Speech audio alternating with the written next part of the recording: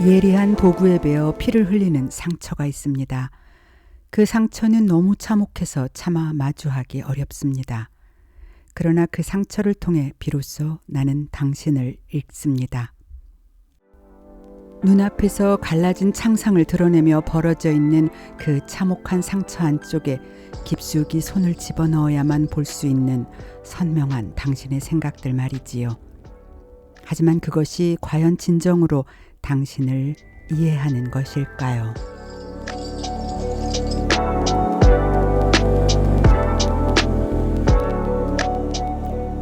구병모 작가의 절창은 작가 특유의 쫀득한 표현과 짜임새 있는 구성으로 이야기를 단숨에 읽게 만드는 매력이 있습니다.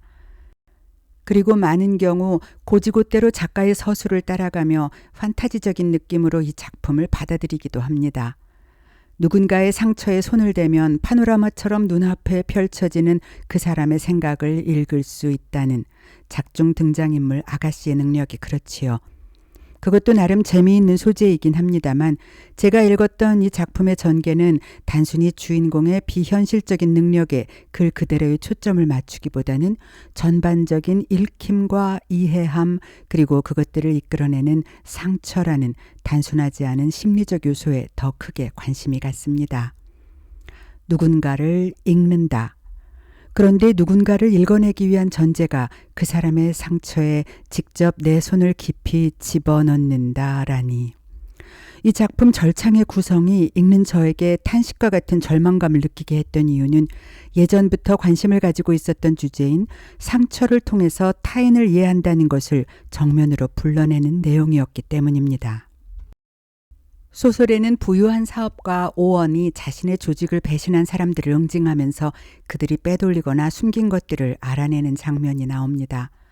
오원의 통제하에 필요한 고가의 편의는 모두 제공받으면서 외부와 철저하게 단절된 상태로 그의 집에서 감시받으며 지내고 있는 아가씨는 타인의 상처에 손을 대면 그들의 생각을 읽어낼 수 있는 특별한 능력을 가진 존재입니다.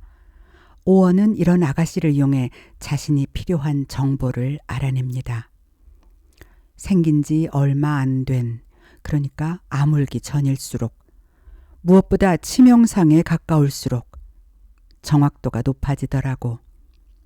잔디밭 한편에 묶여있는 거구의 사내에게 계속해서 잔인하게 치명상에 가까운 상처를 입히고 있던 보스가 아가씨를 바라보며 나직하게 한마디를 뱉었습니다. 읽어. 아가씨는 조금 전까지 보스가 앉아있던 자리를 차지했습니다. 아저씨 실례 좀 할게. 그러면서 아가씨는 거구의 사내의 얼굴에 한 손을 대어보곤 고개를 기우뚱하다가 두어 번 젓는 것이었습니다. 그런 다음 아까 보스가 칼을 꽂았다가 뽑은 넓적다리에 손을 올리는가 싶더니 마지막으로 늑골을 손바닥으로 눌러보곤 그대로 가만히 눈을 감더군요. 마침내 아가씨가 손을 빼내고 한번 털자 핏방울이 잔디에 흩뿌려졌습니다. K빌라 A동 105호. 거기 여자가 살 텐데 그 여자 화장대 세 번째 서랍 바닥을 뜯어내면 돼. 일부는 소분해서 대여 사무실의 화장실 거울장에 쌓인 휴지심 속에 끼워두었고 합해서 몇 개나 되는지는 모르겠어. 이 장면을 얼결에 목도한 사람은 이 글의 화자이자 작품 중에서 아가씨의 독서 개인 교사로 입주를 하게 된 사람입니다. 이 독서 선생님과 아가씨는 이후 어지간한 지방도서관 수준의 장서를 갖춘 저택의 서재에서 함께 책을 읽으며 책에 대해 이야기를 나눕니다. 저자는 독서 선생님인 화자를 통해 읽는다는 것에 대해 중의적인 표현을 사용하면서 아가씨가 상처를 통해 그 사람의 생각을 읽는 것과 화자가 고집스럽게 생각하는 상대방을 읽고 해석한다는 것의 의미를 교차시킵니다. 상대방을 읽고 해석한다는 것은 동음이의어나 관용구, 나아가 표정이나 억양으로도 의미가 전혀 달라질 수 있고 거듭된 곡해 속에 난파된 말들의 바다 한가운데서도 뗏목의 파편 하나를 발견하여 올라타는 것을 가리켜 우리는 사람 사이, 즉 인간이라고 부릅니다. 사람 사이로 범람하는 급류 한가운데 놓인 다리의 안정성과 길이를 우리는 알 수 없으며 다리가 끊어졌거나 애초에 다리 따위 존재하지 않을 수도 있습니다. 사람 사이를 건너서 다가가야 할 때도 있고 채워야 할 때도 있는 한편 그것이 사이임을 모르는 채 사이를 두어야 할 수도 있습니다. 사람 사이란 파헤치고 들쑤시는 방식으로만 좁혀지거나 파악하기 어려운 것입니다. 어쩌면 인간이란 서로의 사이라는 게 존재하지 않는 영원한 암실 속에서 서로를 보고 듣고 헤아린다는 착각과 함께 살아가는 유기체적 현상에 불과할 수 있습니다.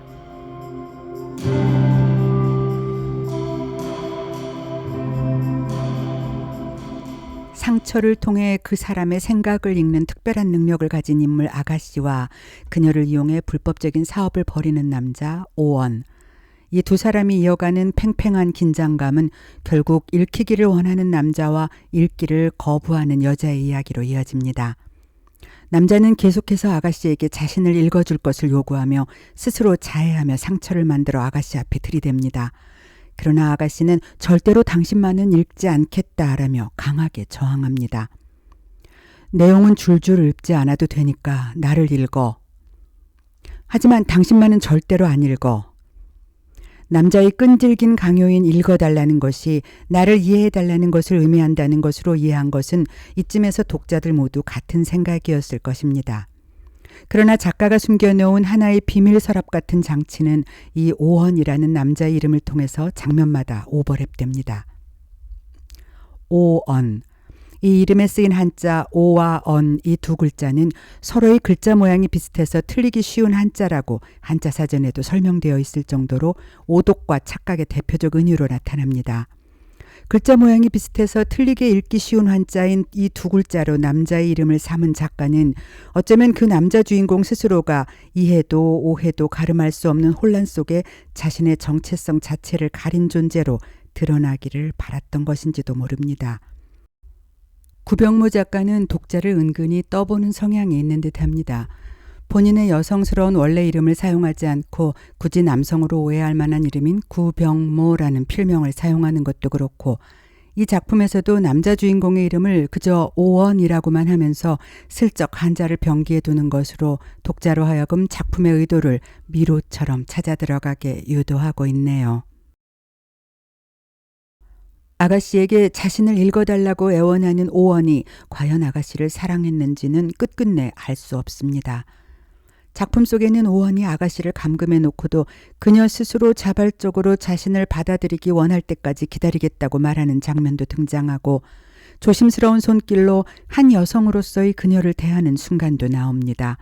그리고 마지막 장면에서 모든 것이 끝났음을 직감한 그가 고의로 교통사고를 내면서도 아가씨 쪽이 아닌 자신의 방향으로 차를 꺾어 스스로 대신 죽음을 선택하는 모습까지. 저는 이 모습이 자신이 살아가는 삶의 모순된 모습을 타인인 아가씨를 통해 객관적으로 읽힘으로써 매끄럽게 독해된 문장처럼 정돈된 평안함을 가지고 싶었던 오원의 간절함이 표현된 부분이라고 생각했습니다.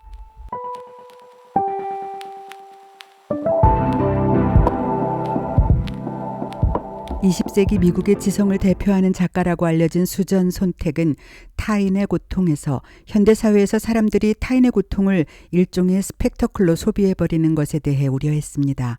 그녀에 의하면 상처는 사진의 이미지처럼 파편화된 고통의 순간입니다. 그러나 타인의 고통을 보며 느끼는 연민은 오히려 사람들 간의 진정한 이해와 연대를 방해한다고 말합니다. 잔혹하고 단편적인 이미지로 소비되는 타인의 고통은 오히려 우리의 감수성을 무디게 할 수도 있다는 것이지요. 타인의 상처를 마주하는 것만으로 그들을 더 잘 이해할 수 있게 될 거라는 우리의 생각이 오해일 수도 있다고 말하는 수전 손택의 이야기는 이 작품 절창을 통해서도 비슷한 맥락을 보입니다. 아가씨가 자신의 능력으로 타인의 상처에 손을 대서 알아내는 것은 정리된 스토리나 문장 단위의 내용이 아닙니다. 그저 장면 장면이 순식간에 스치고 지나가는 연속된 스냅사진처럼 상황과 그 각각의 모습, 거기에서 순간적으로 읽히는 느낌의 연속입니다. 이러한 설정을 읽으며 저는 생각했습니다.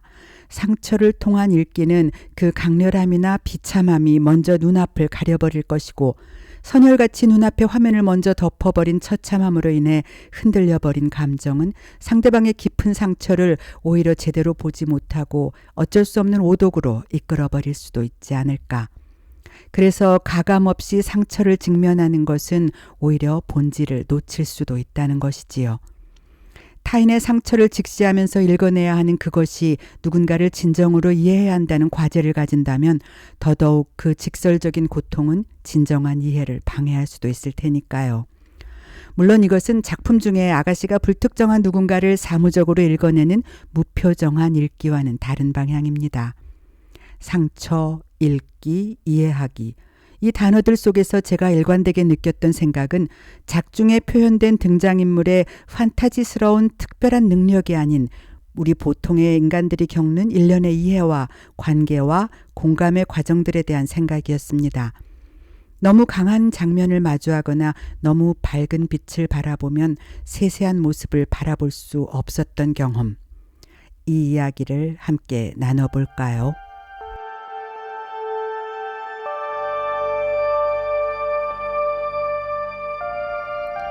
너무 밝은 빛을 보면 일시적으로 눈이 잘 보이지 않게 됩니다. 타인의 상처 역시 그 깊고 참혹한 모습을 마주 바라보면 오히려 그 본질을 제대로 바라보지 못할 수도 있습니다. 타인의 상처를 읽는다는 것, 작가의 의도가 이게 맞는 것인지에 대해서는 굳이 따로 생각하지 않겠습니다. 이미 작가의 이야기는 사건의 종결과 함께 책의 마지막 장에 고이 녹아 있으니 읽는 독자가 10명이면 10가지의 생각으로 읽혔을 것이고 이쯤에서 제가 읽었던 의미에 대해 이야기하는 것 또한 제법 재미있는 구성이 될 수도 있을 테니까요. 상처와 읽힘에 대해서 끊임없이 들었던 저희 생각은 이렇습니다. 상처를 직시하는 행위는 상대방이 굳이 드러내어 호소하지 않는 고통들을 좀 더 천천히 바라보고 그 파편들이 모여서 만들어낸 현재의 비정상적인 위태로움을 인정하는 것입니다. 그리고 상처 너머의 회복하는 힘에 대해 하나의 시선을 고정해 주는 것. 이것이 진정으로 인간과 인간 사이의 다리를 건너며 상처를 이해하는 시선이 아닐까요? 비가 오는 어두운 밤에 가로등을 바라보면 빗줄기가 잘 보이지 않습니다. 손바닥을 적당히 들어올려 가로등의 전구 부분을 살짝 가리면 그제서야 가로등 불빛 아래로 빗금처럼 내려꽂히는 빗줄기가 선명하게 보입니다. 너무 밝은 빛은 오히려 주변을 잘 볼 수 없게 만들기도 하고 너무 강한 이야기는 주변의 상황을 폭넓게 이해하기 어렵게 만들기도 합니다. 강렬한 광원을 잠시 가려서 그 주변의 소소한 사연들에 집중해보면 오히려 그것이 얼마만큼 주변을 적시고 있는 것인지 더 잘 알게 됩니다. 지금 당신이 드러내놓고 상처를 보여주지 않더라도 그 주변을 적시는 빗줄기처럼 그 흔적과 춥고 차가운 느낌과 끝을 알 수 없는 어둠 속으로 내 시선이 가 닿는다면 이 길고 긴 밤의 한기도 인간이 인간을 이해하고 받아들이는 흉터의 눈부심 속에서 마주할 수 있을 것이라는 생각을 하면서 돌다리 동네 책방의 생각을 마무리합니다.